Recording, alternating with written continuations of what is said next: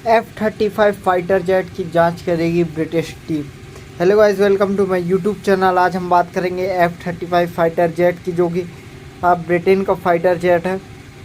Britain की navy का एक अहम नेवी जिस फाइटर जेट को यूज़ करती है उसमें से एक है।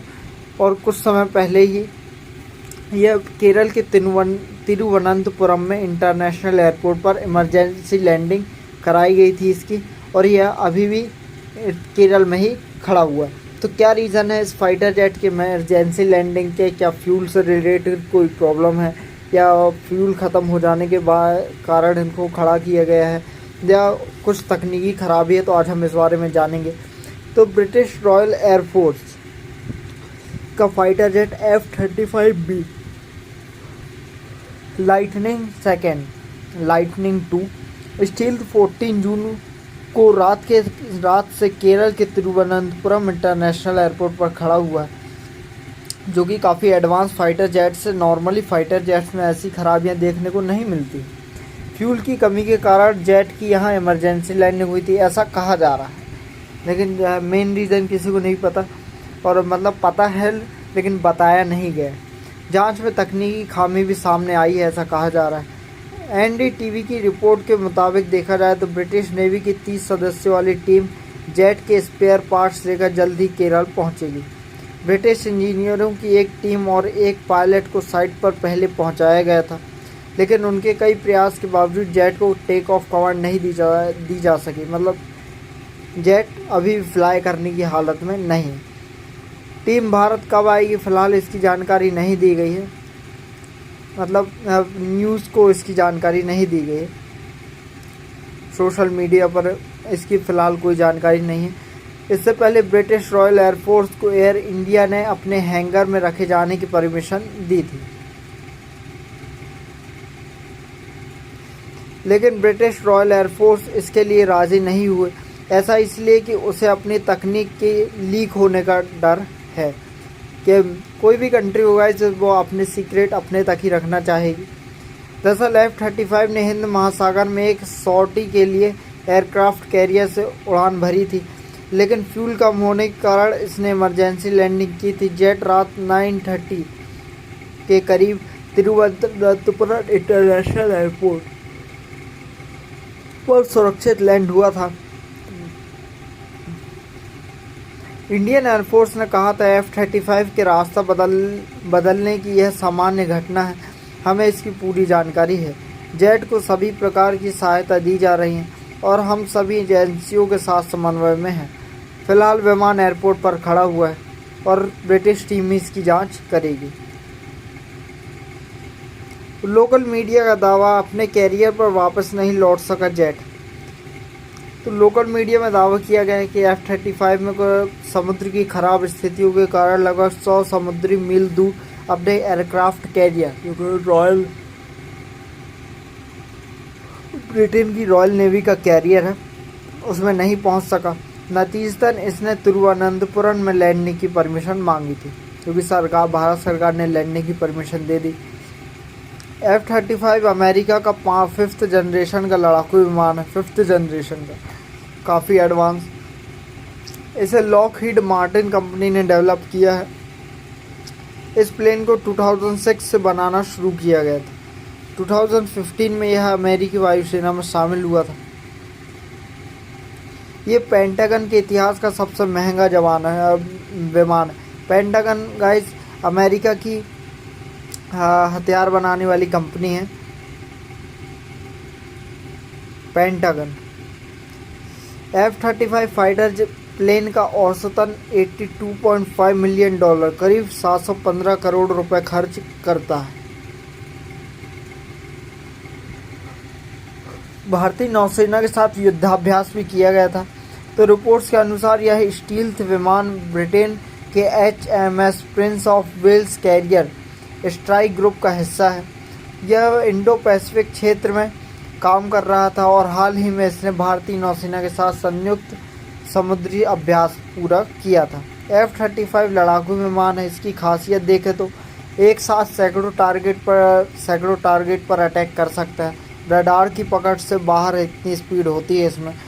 ये विमान मैक 1.6 यानी आवाज़ की गति से 1.6 गुना रफ्तार से उड़ता है। मतलब सोच रहे हो जिस आवाज़ मतलब मैं बोल रहा हूँ आप सुन रहे हो, जिस गति से आवाज़ ट्रेवल करती है उसके 1.6 गुना रफ्तार से उड़ सकता है।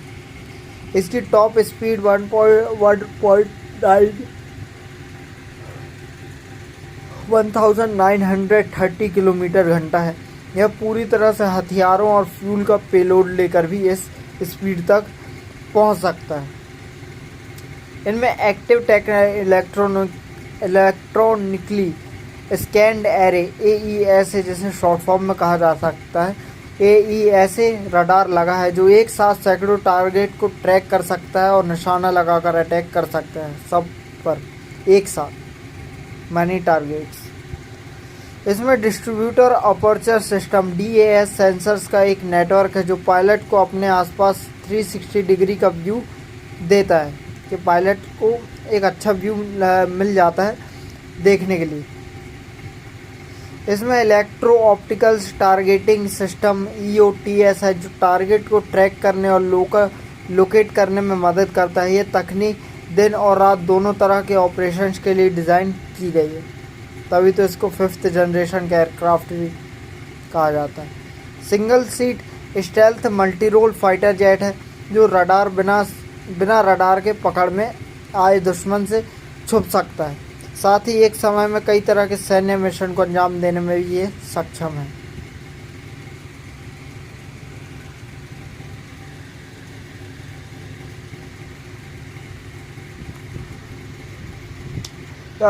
कहा जा रहा है गाइस कि भारत को F-35 बेचना चाहता था अमेरिका, लेकिन भारत ने फ़िलहाल इसमें कोई रुचि नहीं दिखाई है। दुनिया में सबसे महंगा है यह फाइटर जेट F-35, दुनिया के सबसे महंगा फाइटर जेट्स में से एक है। और सबसे महंगा होने के बाद भी यह 5 साल में 9 बार क्रैश हो चुका है। एक खामी इसमें अभी देखने को मिली है जो मैंने आपको बताया, केरल में इसकी इमरजेंसी लैंडिंग।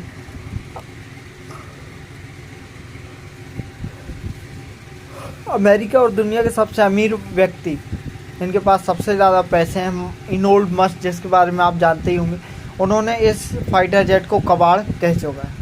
तो उन्होंने अपने एक इंटरव्यू में या ऐसे ही अपनी एक पोस्ट में इस फाइटर जेट को कबाड़ कहा था।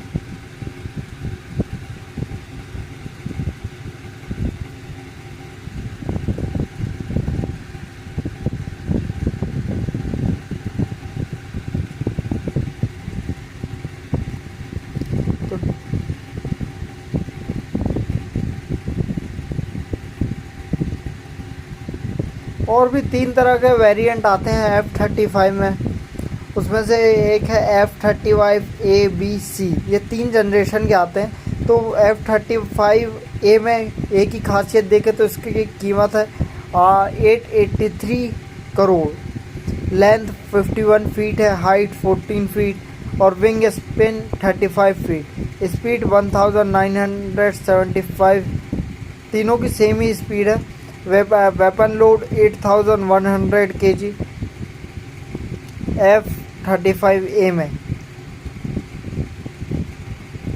इन तीनों ही फाइटर जेट्स की गाइस देखें तो हाइट लेंथ सब सेम ही है, विंग स्पिन भी सेम ही है।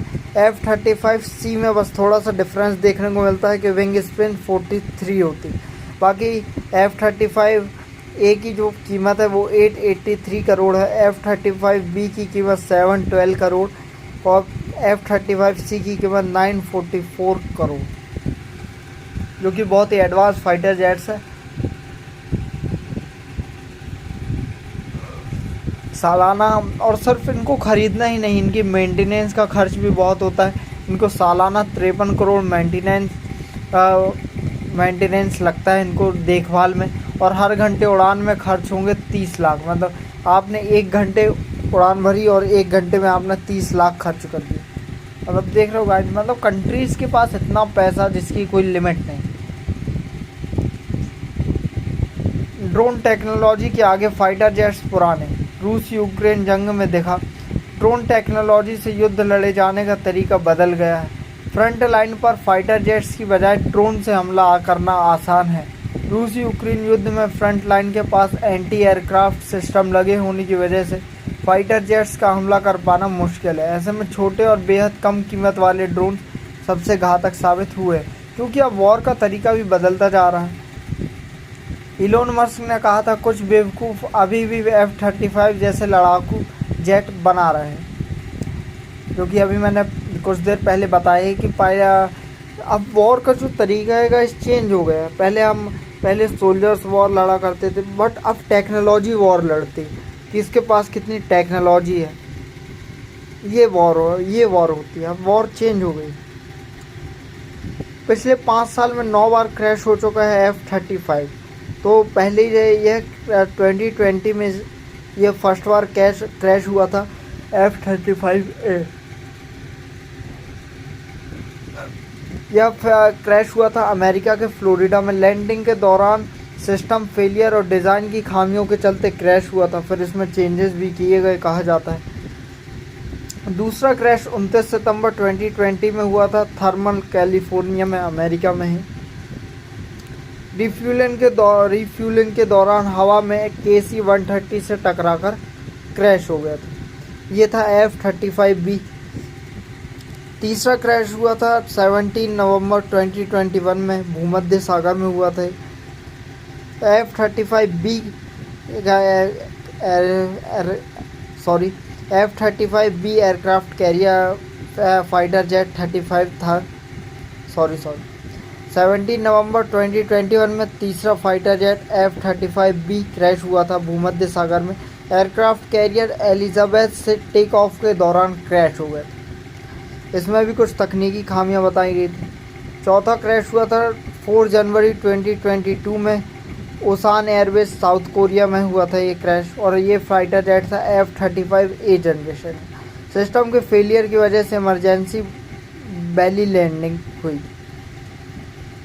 24 जनवरी 2020 को साउथ चाइना सी में क्रैश हुआ था F-35C USS कार्ल विंसन पर लैंडिंग के दौरान क्रैश हो गया।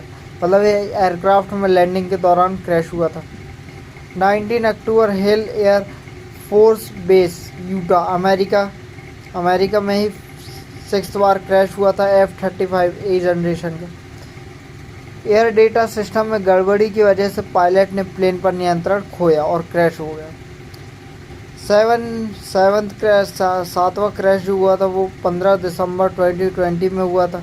NASJRB fort worth Texas, America में हुआ था। F-35B वर्टिकल लैंडिंग की कोशिश के दौरान क्रैश। 17 दिसंबर 2023 को north Charleston, south Carolina, south Korea F-35B खराबी की आशंका के चलते पायलट ने इजेक्ट किया। विमान बिना नियंत्रण के उड़ता रहा और फिर क्रैश हो गया। मतलब इजेक्ट किया मीन्स पायलट प्लेन छोड़कर, और उनकी सीट के नीचे एक इजेक्ट होता है जिसको दबाने के बाद वो अपने फाइटर जेट से अलग हो जाते हैं और फिर लैंडिंग कर लेते हैं पैराशूट से, तो उसको इजेक्ट बोलते हैं। मतलब पायलट को पहले ही पता चल गया था प्लेन में कुछ खराबी है। तो 9वां क्रैश हुआ था 28 जनवरी 2025 में, और यह क्रैश अभी का एक क्रैश है। एलियंस एयरफोर्स बेस अलास्का में हुआ था, अमेरिका में। F-35A ट्रेनिंग उड़ान के दौरान तकनीकी खराबी के चलते क्रैश हुआ। F-35 को क्यों बेचना चाहते हैं ट्रंप? तो देखें तो कांग्रेस कही जाने वाली अमेरिकी संसद के लिए रिसर्च और एनालिसिस करने वाली कांग्रेशनल रिसर्च सर्विस यानी KRS का कहना है कि भारत अगले 10 सालों में 200 अरब डॉलर यानी करीब 17 लाख करोड़ रुपए खर्च करेगा। ट्रंप अमेरिका को इस खर्च का सबसे बड़ा हिस्सेदार बनाना चाहते हैं। मतलब अमेरिका क्यों डिसाइड करेगा कि भारत 17 लाख करोड़ खर्च करेगा?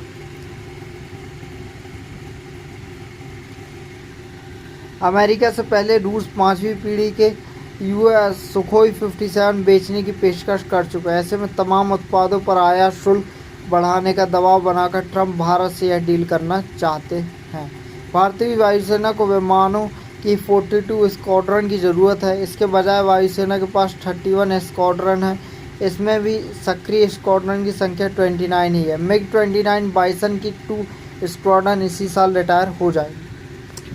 अब देखें तो गाइस कि इतने विमान, ये फाइटर जेट्स के स्टार्टिंग से एंडिंग का टाइम आ गया, अब ड्रोन्स का टाइम चालू हो रहा है। और अब तक सिर्फ फाइटर जेट्स के इंजन बनाना कुछ ही कंट्रीज़ के हाथों में है। अमेरिका, रशिया, ब्रिटेन, फ्रांस, कुछ ही यही 4-5 कंट्रीज़ है गाइस जो जिनके पास तकनीक है फाइटर जेट्स बनाने की। जर्मनी, इन सब के पास सिर्फ यही कुछ कंट्रीज़ है जो फाइटर जेट्स के इंजन बनाने में सक्षम है। बाकी चाइना, भारत जैसे देश भी अभी तक इनके इंजन बनाने में सक्षम नहीं। क्यों? क्योंकि भारत में तो 90% पैसा सिर्फ योजनाओं में ही ख़त्म हो जाता है। या तो डेवलपमेंट होगा या तो योजनाएं चलेंगी। लेकिन अपना वोट बैंक के चक्कर में और यहाँ के लोगों की मेंटालिटी भी कुछ ऐसी है कि सारा पैसा योजनाओं में ही ख़त्म हो जाता है। रूस का 5वीं पीढ़ी का विमान सुखोई 57 देखे तो स्पीड 2136 किलोमीटर की स्पीड है इसकी। विंग स्पेन 14 मीटर है। वेपन पेलोड 10,000 किलो तक का है। वज़न इसका 25,000 और लंबाई 63 और हाइट 61। 2136 किलोमीटर की ऊंचाई तक यह उड़ सकता है।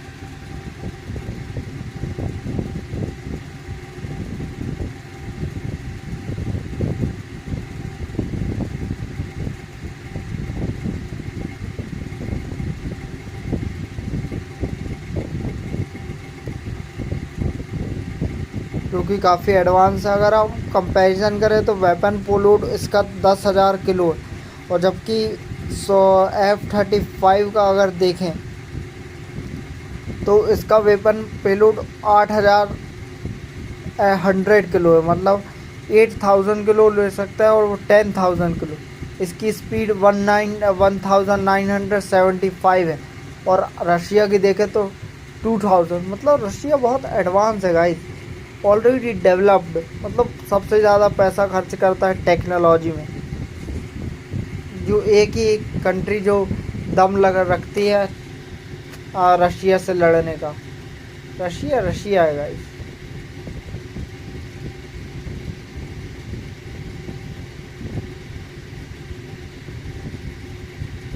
ठीक है गाइस, तो आज के लिए इतना ही। मिलते हैं नेक्स्ट वीडियो में, तब तक के लिए bye bye. Thank you so much watching my video. जय हिंद, जय भारत। ऐसे ही वीडियोस के साथ मेरे साथ जुड़े रहिए, मैं ऐसी वीडियोस लाता रहूँगा। Thank you so much. Thank you.